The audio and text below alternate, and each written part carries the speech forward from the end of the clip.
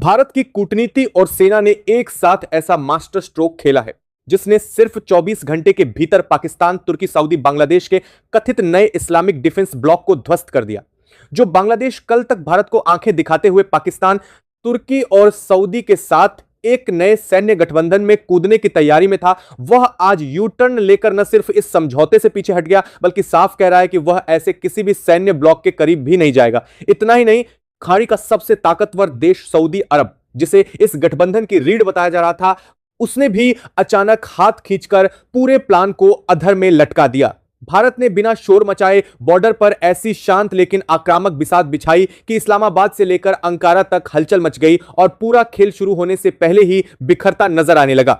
दोस्तों, 24 घंटे पहले तक जो बांग्लादेश भारत को आंखें दिखाकर पाकिस्तान, तुर्की और सऊदी के नए रक्षा ब्लॉक में कूदने को तैयार था, भारतीय सुरक्षा बलों ने बॉर्डर पर ऐसा कौन सा चक्रव्यूह रच दिया कि ढाका के होश उड़ गए। वहीं बांग्लादेश, जो कल तक चीख चीख कर एमडीए का हिस्सा बनने की कस्में खा रहा था, आज हाथ जोड़कर कह रहा है कि वह इस गठबंधन के आसपास भी नहीं भटकेगा। आखिर रातों रात भारत ने सीमा पर ऐसी क्या बिसात बिछाई कि पूरे ढाका के सुर 180 डिग्री घूम गए और खेल सिर्फ यहीं खत्म नहीं हुआ। इस पूरे घटनाक्रम में सबसे बड़ा रणनीतिक झटका तब लगा जब खाड़ी के सबसे ताकतवर देश सऊदी अरब ने भी इस पूरी डील को बीच में ही छोड़कर अपने हाथ पीछे खींच लिए। इस समझौते को भारत की चौतरफा घेराबंदी का मास्टर स्ट्रोक बताया जा रहा था, वह शुरू होने से पहले ही ताश के पत्तों की तरह कैसे ढह गया। भारत की सीमाओं पर ऐसा कौन सा शांत लेकिन आक्रामक कदम उठाया गया जिसने इस्लामाबाद से लेकर अंकारा तक खलबली मचा दी। आज के इस वीडियो में हम इस पूरे अंतरराष्ट्रीय खेल की इनसाइड स्टोरी को रिकॉर्ड करेंगे। बात की शुरुआत होती है उस नए रक्षा समझौते से जिसे कूटनीतिक गलियारों में एमडीए यानी म्यूचुअल डिफेंस एग्रीमेंट का नाम दिया जा रहा था। पाकिस्तान और तुर्की काफी लंबे समय से एक ऐसे नए सैन्य गठबंधन की योजना पर काम कर रहे थे जिसका ढांचा बिल्कुल पश्चिमी देशों के नाटो जैसा हो। उनका मुख्य मकसद एक ऐसा बहुपक्षीय सुरक्षा ब्लॉक तैयार करना था जहां अगर किसी एक सदस्य देश पर कोई कूटनीतिक या रणनीतिक दबाव बने तो बाकी देश मिलकर उसके समर्थन में खड़े हो जाएं। इस योजना में सबसे पहले तुर्की और पाकिस्तान जुड़े और फिर उन्होंने खाड़ी के सबसे प्रभावशाली देश सऊदी अरब और भारत के पूर्वी पड़ोसी बांग्लादेश को भी इस पाले में खींचने की पूरी ताकत झोंक दी। पाकिस्तान की सोच बिल्कुल साफ थी, वह पूर्वी और पश्चिमी दोनों मोर्चों पर एक नया संतुलन बनाना चाहता था। तुर्की अपने आधुनिक हथियारों और रक्षा तकनीक के दम पर इस नए ब्लॉक का अगुवा बनना चाहता था। वहीं बांग्लादेश की कुछ आंतरिक राजनीतिक ताकतें इसे भारत के प्रभाव से बाहर निकलने का सुनहरा मौका मान रही थीं। पर्दे के पीछे लगातार गुप्त बैठकें चल रही थीं, दस्तावेजों के मसौदे तैयार किए जा रहे थे और दुनिया को यह संदेश देने की कोशिश की जा रही थी कि एशिया में शक्ति का एक नया केंद्र बनने जा रहा है। लेकिन इस्लामाबाद और अंकारा की इस पूरी योजना में एक बहुत बड़ी रणनीतिक भूल हो गई। वे यह भूल गए कि आज का भारत सिर्फ कूटनीतिक बयानों तक सीमित रहने वाला देश नहीं है। जैसे ही भारतीय खुफिया एजेंसियों और रणनीतिक योजनाकारों को इस गुप्त सैन्य ब्लॉक की रूपरेखा की भनक लगी, नई दिल्ली के साउथ ब्लॉक में आपात बैठकें शुरू हो गईं। राष्ट्रीय सुरक्षा सलाहकार से लेकर रक्षा मंत्रालय के शीर्ष अधिकारियों ने साफ कर दिया कि भारत की सीमाओं के दोनों तरफ किसी भी ऐसे गठबंधन को बर्दाश्त नहीं किया जाएगा जो सीधे तौर पर देश की सुरक्षा संप्रभुता को चुनौती देता हो। भारत ने सबसे पहले अपनी सीमाओं पर जमीनी हकीकत को पूरी तरह बदल दिया। पूर्वोत्तर से लेकर चिकन नेक कॉरिडोर और बांग्लादेश से सटी 4000 किलोमीटर से लंबी सीमा पर सुरक्षा बलों को सर्वोच्च सतर्कता पर डाल दिया गया। सीमा पर अचानक गश्त बढ़ा दी, आधुनिक उपकरण तैनात कर दिए गए और सभी संवेदनशील चौकियों पर सुरक्षा व्यवस्था को कई गुना कड़ा कर दिया गया। यह जमीन पर भारत का ऐसा शांत लेकिन बेहद ठोस संदेश था जिसने सीमा पार के योजनाकारों के पसीने छुड़ा दिए। अब सवाल यह उठता है कि पाकिस्तान और तुर्की की इस पूरी योजना में सऊदी अरब जैसा बड़ा और कूटनीतिक रूप से परिपक्व देश कैसे आया और फिर उसने अचानक इस पूरी डील से खुद को अलग क्यों कर लिया। दरअसल पाकिस्तान और तुर्की का इरादा इस नए गठबंधन को सिर्फ दो देशों की सेनाओं तक सीमित रखने का नहीं था। वे जानते थे कि किसी भी नए रक्षा ब्लॉक को वैश्विक मान्यता और भारी वित्तीय ताकत की जरूरत होती है। यही वजह थी कि उन्होंने सऊदी अरब को इस मोर्चे का सबसे अहम आर्थिक और कूटनीतिक स्तंभ बनाने की पूरी कोशिश की। रियाद के सामने यह दलील रखी गई कि पश्चिमी देशों की बदलती प्राथमिकताओं के बीच खाड़ी और दक्षिण एशिया के देशों का अपना एक संयुक्त सुरक्षा तंत्र होना चाहिए। शुरुआती दौर में सऊदी अरब ने कूटनीतिक शिष्टाचार के तहत इन चर्चाओं में केवल पर्यवेक्षक के तौर पर हिस्सा लिया। लेकिन जब पाकिस्तान और तुर्की ने इस मंच को धीरे धीरे भारत विरोधी बयानों और दक्षिण एशिया में दबाव बनाने के औजार के रूप में ढालना शुरू किया, तो नई दिल्ली ने बिना कोई सार्वजनिक बयानबाजी किए पर्दे के पीछे अपनी कूटनीतिक ताकत का पूरा इस्तेमाल किया। भारत और सऊदी अरब के रिश्ते पिछले कुछ वर्षों में रणनीतिक साझेदारी के उस स्तर पर पहुंच चुके हैं जहां दोनों देशों के बीच अरबों डॉलर का व्यापार, ऊर्जा सुरक्षा, संयुक्त सैन्य अभ्यास और खुफिया सूचनाओं का सीधा आदान प्रदान शामिल है। सऊदी नेतृत्व यह बहुत अच्छी तरह समझता है कि भारत उनके विजन 2030 के तहत सबसे बड़े और सबसे भरोसेमंद ऊर्जा खरीदारों व तकनीकी साझेदारों में से एक है। साफ कूटनीतिक संदेश भेजा गया। भारत ने स्पष्ट किया कि पाकिस्तान प्रायोजित किसी भी ऐसे ढांचे का हिस्सा बनना जो सीधे तौर पर क्षेत्रीय स्थिरता को बिगाड़ने के लिए बनाया जा रहा हो, भारत और खाड़ी देशों के गहरे होते रणनीतिक संबंधों के अनुकूल नहीं होगा। सऊदी अरब के क्राउन प्रिंस और उनके विदेश मंत्रालय के रणनीतिकारों ने नफे नुकसान का तुरंत हिसाब लगाया। एक तरफ था पाकिस्तान का खोखला वादा और आर्थिक संकट, और दूसरी तरफ थी भारत जैसी दुनिया की सबसे तेजी से बढ़ती अर्थव्यवस्था के साथ ठोस साझेदारी। फैसला आने में देर नहीं लगी। सऊदी अरब ने इस तथाकथित एमडीए की औपचारिक बैठकों से दूरी बना ली और साफ कर दिया कि वह किसी भी ऐसे ब्लॉक का हिस्सा नहीं बनेगा जिसका उद्देश्य किसी तीसरे मित्र देश के हितों को नुकसान पहुंचाना हो। सऊदी अरब का यह रुख पाकिस्तान और तुर्की के लिए पहला और सबसे बड़ा कूटनीतिक झटका था। जिस ब्लॉक को वे अपनी सबसे बड़ी ताकत बता रहे थे, उसकी आर्थिक रीढ़ शुरू होने से पहले ही टूट गई। सऊदी के इस फैसले ने बांग्लादेश के योजनाकारों के मन में भी भारी संशय पैदा कर दिया।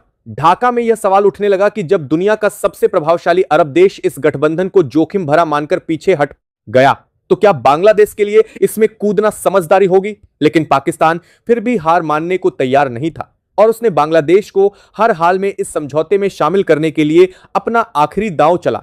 दोस्तों, वीडियो में आगे बढ़ें और देखें कि सीमा पर भारतीय सुरक्षा बलों ने बांग्लादेश के खिलाफ क्या सख्त रुख अपनाया। उससे पहले इस पूरे कूटनीतिक खेल और सऊदी अरब के फैसले पर आपकी क्या राय है, अपनी राय कमेंट बॉक्स में लिखकर जरूर बताएं। अगर आपको हमारी ये जानकारी और विश्लेषण पसंद आ रहा है तो इस वीडियो को अभी एक लाइक जरूर कर दीजिए। आपके एक लाइक से हमारा हौसला कई गुना बढ़ जाता है। और अगर आप चैनल पर पहली बार आए हैं तो देश और लोक सभी दरना से अपने दुनिया की हर बड़ी रणनीतिक खबर के लिए चैनल को तुरंत सब्सक्राइब करके बेल आइकन जरूर दबा लें। अब आगे बढ़ते हैं और जानते हैं कि बांग्लादेश ने इस डील से हाथ क्यों खींचे।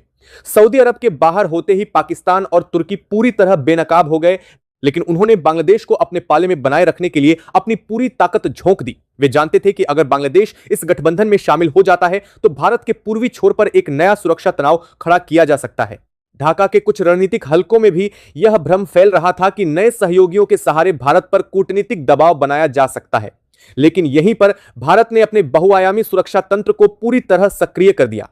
नई दिल्ली ने साफ कर दिया कि कूटनीतिक संवाद अपनी जगह है, लेकिन जब बात राष्ट्रीय सुरक्षा और क्षेत्रीय स्थिरता की होगी तो जमीन पर जवाब पूरी ताकत और दृढ़ता के साथ दिया जाएगा।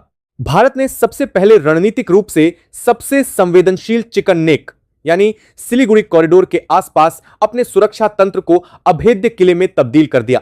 सेना और सीमा सुरक्षा बल यानी बीएसएफ ने पूरे पूर्वी सेक्टर में संयुक्त गश्त और रात के समय निगरानी अभियानों को अचानक कई गुना तेज कर दिया।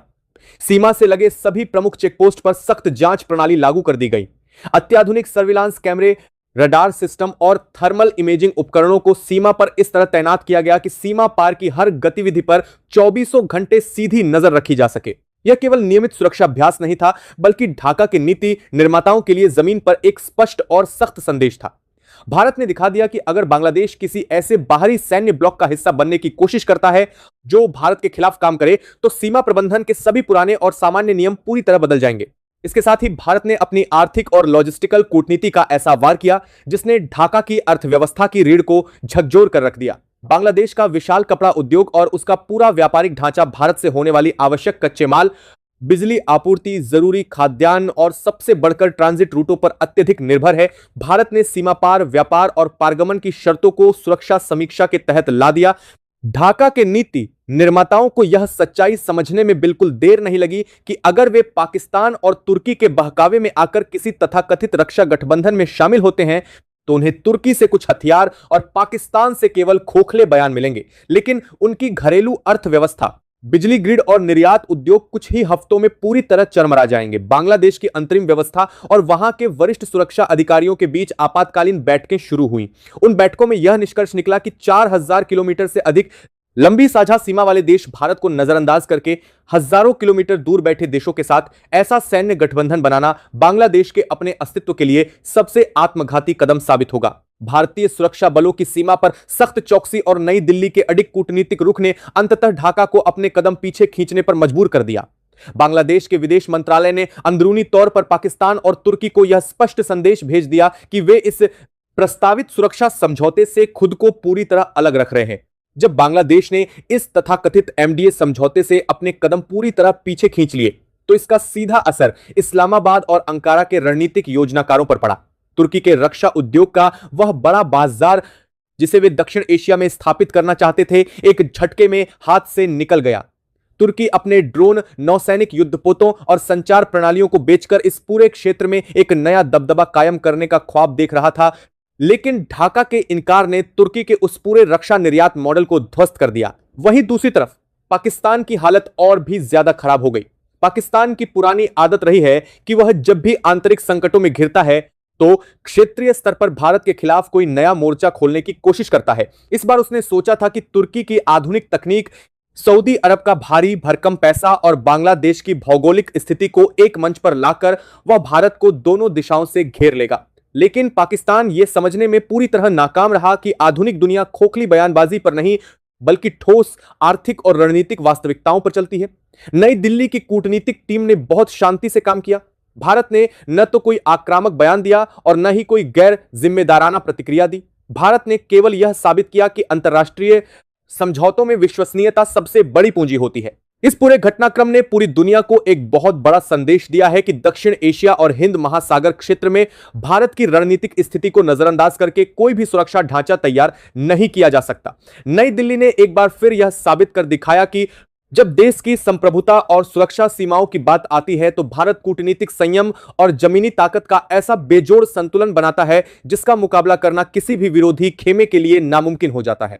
भारत की इस रणनीतिक जीत के पीछे केवल सीमाओं पर बढ़ाई गई चौकसी नहीं थी, बल्कि पिछले कई वर्षों में बनाई गई वह मजबूत विदेश नीति थी, वह बर्धारी जिसने खाड़ी देशों के साथ भारत के रिश्तों को अटूट बना दिया है। जहां एक तरफ पाकिस्तान दशकों पुराने घिसे पिटे भावनात्मक मुद्दों के सहारे नए गुट बनाने की कोशिश कर रहा था, वहीं भारत ने व्यापार, तकनीक, ऊर्जा और आपसी विश्वास के आधार पर वैश्विक साझेदारियां खड़ी की हैं। यही कारण है कि जब सऊदी अरब के सामने इस तथाकथित रक्षा ब्लॉक और भारत के साथ रणनीतिक संबंधों में से किसी एक को चुनने की नौबत आई तो रियाद ने बिना किसी हिचकिचाहट के भारत के साथ अपनी मजबूत दोस्ती और आर्थिक भविष्य को चुना। दूसरी तरफ बांग्लादेश के इस कड़े और व्यावहारिक फैसले ने यह भी साफ कर दिया है कि पड़ोसी देशों के लिए भारत से दूरी बनाना अपनी ही अर्थव्यवस्था और सुरक्षा को खतरे में डालने जैसा है। भूगोल को बदला नहीं जा सकता। तीन तरफ से भारत से घिरे बांग्लादेश यह भलीभांति समझ चुका है कि हजारों मील दूर बैठे देशों के वादों पर भरोसा करके अपने सबसे बड़े और सबसे महत्वपूर्ण पड़ोसी के साथ रिश्ते बिगाड़ना किसी भी तरह से समझदारी का फैसला नहीं हो सकता।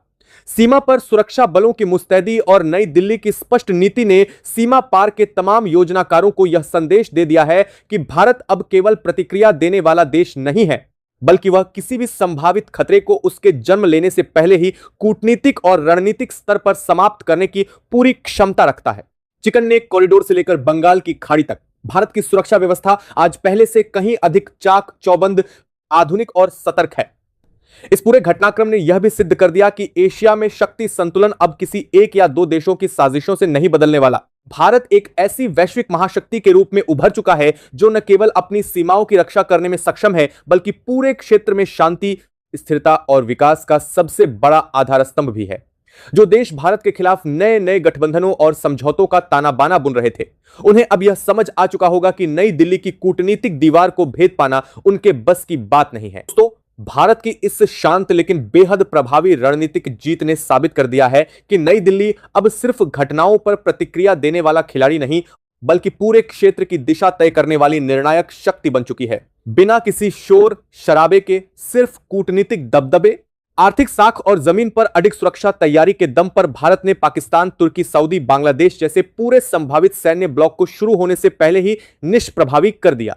आज हालात यह है कि सऊदी अरब जैसा खाड़ी का सबसे ताकतवर देश खुलकर भारत के साथ अपने दीर्घकालिक रणनीतिक हितों को प्राथमिकता दे रहा है। बांग्लादेश अपनी भौगोलिक और आर्थिक वास्तविकताओं को समझते हुए पीछे हट चुका है और पाकिस्तान व तुर्की को यह कठोर सच्चाई स्वीकार करनी पड़ रही है कि महज बयानबाजी, धार्मिक भावनाएं और हवाई गठबंधन बनाकर दक्षिण एशिया के शक्ति संतुलन को नहीं बदला जा सकता।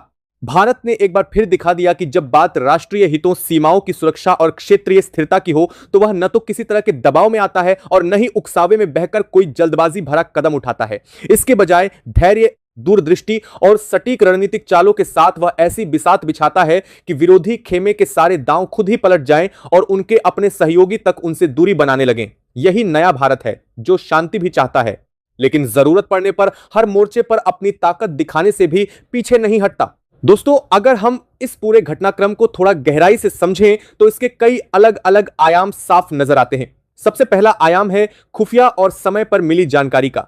पाकिस्तान और तुर्की गुप्त बैठकों, बंद कमरों की चर्चाओं और बैकडोर डिप्लोमेसी के जरिए इस पूरे एमडीए ढांचे को आकार देने की कोशिश कर रहे थे। उनका ख्याल था कि वे भारत को अंतिम समय तक अंधेरे में रखकर अचानक किसी बड़े समझौते की घोषणा करके नई दिल्ली को चौंका देंगे। लेकिन वे यह भूल गए कि आज का भारत न सिर्फ सैन्य रूप से मजबूत है, बल्कि खुफिया नेटवर्क और रणनीतिक विश्लेषण में भी पहले से कहीं अधिक सक्षम और सतर्क हो चुका है। भारतीय एजेंसियों को जैसे ही इस नए सैन्य ब्लॉक की रूपरेखा, संभावित सदस्य देशों और प्रस्तावित धाराओं के बारे में ठोस इनपुट मिलने शुरू हुए, नई दिल्ली ने एक एक बिंदु को मेज पर रखकर विश्लेषण करना शुरू कर दिया। उन्होंने देखा कि अगर यह ब्लॉक अपनी निर्धारित दिशा में आगे बढ़ता है तो भविष्य में किन किन मोर्चों पर भारत के लिए नई चुनौतियां खड़ी हो सकती हैं। पूर्वी सीमा पर सैन्य दबाव, हिंद महासागर क्षेत्र में नौसैनिक घेराबंदी की कोशिशें, खाड़ी देशों के साथ भारत के ऊर्जा और प्रवासी हितों पर परोक्ष प्रभाव और वैश्विक मंचों पर भारत विरोधी लॉबी को नया नैरेटिव देने की कोशिश। यही वजह थी कि साउथ ब्लॉक में हुई बैठकों में फैसला सिर्फ यह नहीं था कि इसे डिप्लोमेटिक प्रॉब्लम की तरह देखा जाए, बल्कि इसे फुल स्पेक्ट्रम सिक्योरिटी चैलेंज मानते हुए बहुस्तरीय जवाब तैयार किया जाए। इसीलिए एक तरफ सीमा पर चौकसी और तैनाती को चुपचाप मजबूत किया गया, वहीं दूसरी तरफ रियाद और ढाका जैसे अहम राजधानियों के साथ पर्दे के पीछे गहन बातचीत का सिलसिला शुरू हुआ। दूसरा अहम आयाम है भारत की आर्थिक ताकत और बाजार की शक्ति का सूझबूझ से इस्तेमाल। आज की तारीख में सऊदी अरब, यूएई, कतर जैसे खाड़ी देश सिर्फ तेल और गैस के निर्यातक नहीं हैं, बल्कि वे खुद भी अपने आर्थिक मॉडल को डाइवर्सिफाई करने, टेक्नोलॉजी, इंफ्रास्ट्रक्चर, फूड सिक्योरिटी और लॉजिस्टिक्स में नए साझेदार ढूंढ रहे हैं। भारत उनके लिए सिर्फ एक बड़ा एनर्जी बायर नहीं, बल्कि एक युवा, तेजी से बढ़ती अर्थव्यवस्था, विशाल मिडिल क्लास और स्थिर लोकतांत्रिक प्रणाली वाला दीर्घकालिक पार्टनर है। नई दिल्ली ने इसी सच को सऊदी नेतृत्व के सामने बहुत स्पष्ट तरीके से रखा। यह संदेश दिया गया कि अगर रियाद किसी ऐसे सैन्य ढांचे का हिस्सा बनता है जो क्षेत्रीय तनाव बढ़ाने और भारत जैसे स्थिर एवं महत्वपूर्ण साझेदार पर अप्रत्यक्ष दबाव बनाने की दिशा में आगे बढ़े, तो उससे न सिर्फ राजनीतिक अविश्वास बढ़ेगा, बल्कि दीर्घकालिक आर्थिक सहयोग पर भी असर पड़ेगा। भारत ने यह धमकी के अंदाज में नहीं, बल्कि सख्त लेकिन सम्मानजनक कूटनीतिक भाषा में समझाया कि वैश्विक साउथ और इस्लामी दुनिया के बीच जो नया पुल बन सकता है, उसमें भारत और सऊदी दोनों की केंद्रीय भूमिका है। अगर सऊदी इस भूमिका को खोखले सैन्य ब्लॉकों में उलझाकर कमजोर करता है, तो असली नुकसान उसी का होगा। सऊदी अरब ने भी गणित बहुत साफ तौर पर करके देखा। एक तरफ पाकिस्तान, जो हर कुछ साल बाद आर्थिक संकट, राजनीतिक अस्थिरता और चरमपंथी संगठनों की गतिविधियों से जूझता रहता है। दूसरी तरफ तुर्की, जो अपने क्षेत्रीय एजेंडे के कारण पहले ही पश्चिमी देशों से टकराव में है। और तीसरी तरफ भारत, जो लगातार GDP growth, digital economy, infrastructure और रक्षा खरीद में नए आयाम छू रहा है। ऐसे में रियाद के लिए यह निर्णय लेना मुश्किल नहीं था कि उसे किसके साथ खड़ा होना चाहिए। तीसरा बड़ा आयाम है बांग्लादेश की भौगोलिक और आर्थिक वास्तविकता। ढाका की अंतरिम व्यवस्था और सेना व सुरक्षा प्रतिष्ठान के अनुभवी अधिकारियों ने जब भारत पर उनकी निर्भरता के सभी पहलुओं का कड़वा सच मेज पर रखा, तो तस्वीर बहुत साफ हो गई। उन्होंने देखा कि कपड़ा उद्योग से लेकर बिजली, खाद्यान्न, दवाइयां, कच्चा माल, ट्रांजिट रूट, पोर्ट एक्सेस, हर महत्वपूर्ण सेक्टर में भारत किसी न किसी रूप में एक अनिवार्य पार्टनर है। ऐसी स्थिति में अगर बांग्लादेश, पाकिस्तान और तुर्की के बहकावे में आकर भारत के खिलाफ किसी सैन्य ब्लॉक में शामिल होता, आकार सार्वज देश को, तो उसके लिए यह सिर्फ एक रणनीतिक गलती नहीं, बल्कि आत्मघाती कदम साबित होता। भारतीय सीमा पर बढ़ी चौकसी, चिकन नेक कॉरिडोर की अभेद्य सुरक्षा, सर्विलांस सिस्टम की तैनाती और व्यापारिक शर्तों की सख्त समीक्षा ने ढाका को यह बहुत साफ संदेश दिया कि भारत अब business as a usual mode में नहीं है। यह वही भारत है जो दोस्ती में दिल खोलकर सहयोग कर सकता है। लेकिन अगर कोई उसकी सुरक्षा और संप्रभुता से खिलवाड़ की कोशिश करे तो जमीन, समंदर और कूटनीति हर मोर्चे पर परिणाम भुगतने के लिए तैयार रहना होगा। दोस्तों, इस पूरे प्रकरण का एक चौथा बहुत अहम मनोवैज्ञानिक और नैरेटिव वाला पहलू भी है। दशकों तक पाकिस्तान ने इस्लामिक दुनिया में यह इमेज बनाने की कोशिश की कि वह भारत विरोधी इस्लामी गोलबंदी का स्वाभाविक नेता है। कश्मीर से लेकर ओआईसी के मंच तक वह लगातार भारत के खिलाफ माहौल बनाने की कोशिश करता रहा। तुर्की ने भी पिछले कुछ वर्षों में इस नैरेटिव को पकड़ा और खुद को एक तरह से मुस्लिम वर्ल्ड के नए लीडर के रूप में पेश करने की कोशिश की। लेकिन इस बार जो कुछ हुआ उसने यह दिखा दिया कि महज धार्मिक पहचान या भावनात्मक अपील के दम पर अब बड़े रणनीतिक फैसले नहीं लिए जाते। सऊदी अरब, यूएई, कतर जैसे देशों के लिए अब प्राथमिकताएं बदल चुकी हैं। उन्हें विजन 2030, आर्थिक विविधीकरण, technology, food security, climate resilience और युवा आबादी के लिए रोजगार चाहिए। इन सब के लिए उन्हें भारत जैसे भरोसेमंद, स्थिर और लंबे समय तक साथ निभाने वाले पार्टनर चाहिए, न कि ऐसे देश जो हर समय किसी न किसी वैचारिक या सुरक्षा संकट में घिरे हों और दूसरों के खिलाफ गुटबाजी में लगे हों। बांग्लादेश के लिए भी यही संदेश और ज्यादा स्पष्ट था।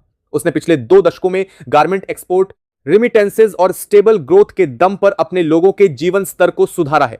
ऐसे में अगर वह भारत जैसे इमीडिएट नेबर से टकराव मोल लेता तो उसके लिए बिजली, रॉ मटेरियल, लॉजिस्टिक्स और पोर्ट एक्सेस में पैदा होने वाली हल्की सी भी रुकावट पूरे आर्थिक मॉडल को हिला सकती थी। ढाका ने बहुत व्यावहारिक होकर, भावनाओं से ऊपर उठकर वही रास्ता चुना जो उसके दीर्घकालिक हित में था, यानी इस पूरे एमडीए प्रयोग से दूरी बना लेना।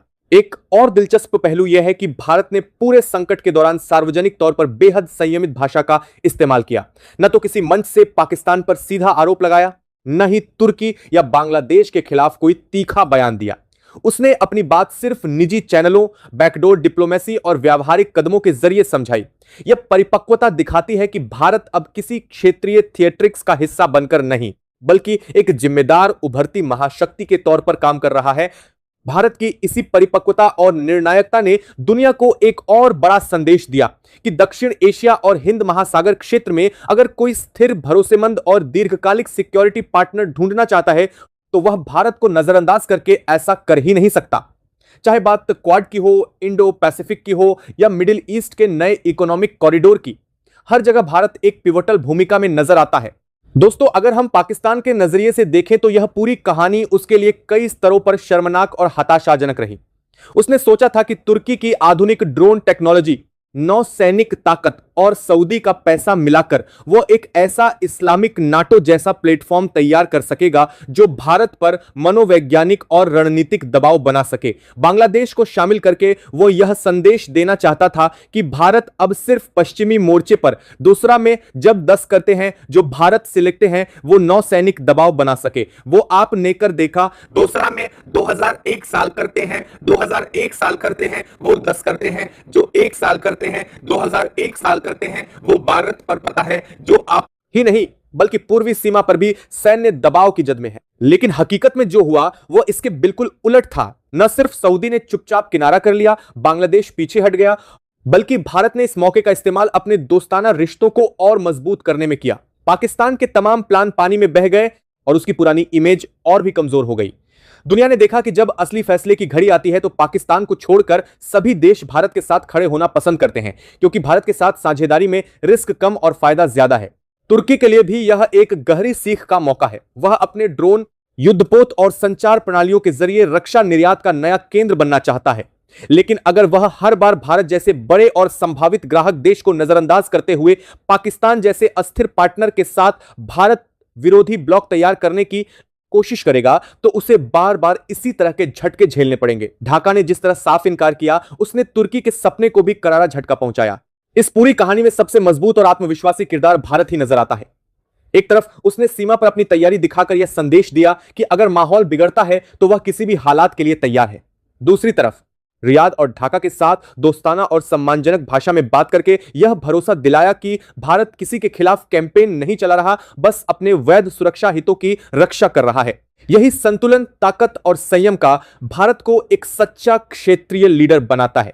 जहां पाकिस्तान, तुर्की जैसे देश ऊंची ऊंची बातें, भावनात्मक नारों और बयानबाजी से तात्कालिक तालियां बटोरने की कोशिश कर रहे थे, वहीं भारत ने चुपचाप, शांत रहकर लेकिन बेहद सोच समझकर ऐसे कदम उठाए कि अंत में उसे कुछ बोलने की जरूरत ही नहीं पड़ी।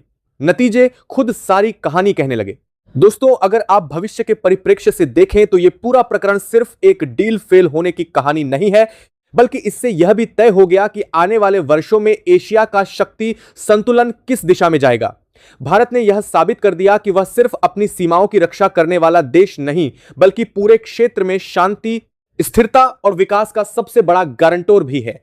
जब कोई देश यह भरोसा दिला दे कि वह न केवल अपने हितों की रक्षा कर सकता है, बल्कि अपने पड़ोसियों और साझेदारों को भी स्थिरता और विकास का माहौल दे सकता है, जब कोई देश यह भरोसा दिला दे, और देश तो के स्थिरता को बारा लेते हैं और अब मिराने को बारा लेते हैं कि अपने बड़ीबाजी और देश तो पर अपने कमना देशी और देश्यातर अवदेशी और साझेदारों को बारा लेते हैं और बड़ी बड़ी आत, तो अंतरराष्ट्रीय व्यवस्था में उसकी साख कई गुना बढ़ जाती है। यही आज भारत के साथ हो रहा है। मध्य पूर्व से लेकर दक्षिण पूर्व एशिया तक, अफ्रीका से लेकर यूरोप और अमेरिका तक, सभी को एहसास हो रहा है कि भारत बिना हो हल्ला किए स्थिर और विश्वसनीय तरीके से अपना रुतबा बढ़ा रहा है। दोस्तों, अंत में यही कहा जा सकता है कि पाकिस्तान, तुर्की और उनके कुछ साथियों ने जिस नए शक्ति केंद्र की इमारत कागज पर खींचने की कोशिश की थी, वह असल जमीन पर टिक ही नहीं सकी, क्योंकि उसकी बुनियाद वास्तविकताओं पर नहीं बल्कि विशफुल थिंकिंग पर टिकी थी। इसके उलट भारत ने अपनी ताकत, ठोस अर्थव्यवस्था, विश्वसनीय कूटनीति, साझेदार देशों के साथ भरोसेमंद रिश्तों और प्रोफेशनल सैन्य तैयारी पर बनाई है। यही वजह है कि जब सऊदी अरब और बांग्लादेश जैसे अहम देश किसी चौराहे पर खड़े होते हैं तो अंतिम क्षण में उनका कदम हमेशा भारत की ओर ही मुड़ता है, न कि उन देशों की ओर जो हर समय किसी न किसी साजिश या अस्थिरता के खेल में उलझे रहते हैं। दोस्तों, भारत की इस शांत लेकिन निर्णायक जीत ने न सिर्फ एक संभावित खतरनाक सैन्य ब्लॉक को जन्म लेने से पहले ही खत्म कर दिया, बल्कि पूरी दुनिया के सामने यह भी सिद्ध कर दिया कि नई दिल्ली की कूटनीतिक दीवार को भेद पाना अब किसी भी विरोधी खेमे के बस की बात नहीं है। आने वाले समय में जो भी ताकतें भारत के खिलाफ नए नए गठबंधन और समझौते का ताना बाना बुनने की कोशिश करेंगी, उन्हें यह घटना हमेशा याद रखनी होगी कि आधुनिक दुनिया में सिर्फ नारे और भावनाएं नहीं, बल्कि भरोसेमंद रिश्ते, आर्थिक मजबूती और रणनीतिक संयम ही असली ताकत होते हैं। और भारत ने एक बार फिर बहुत शांतिपूर्वक लेकिन बेहद प्रभावी ढंग से यह साबित कर दिखाया है कि वह अब दुनिया की उन्हीं ताकतों में शामिल हो चुका है जो खेल में सिर्फ हिस्सा नहीं लेती, बल्कि खेल के नियम तय करती हैं।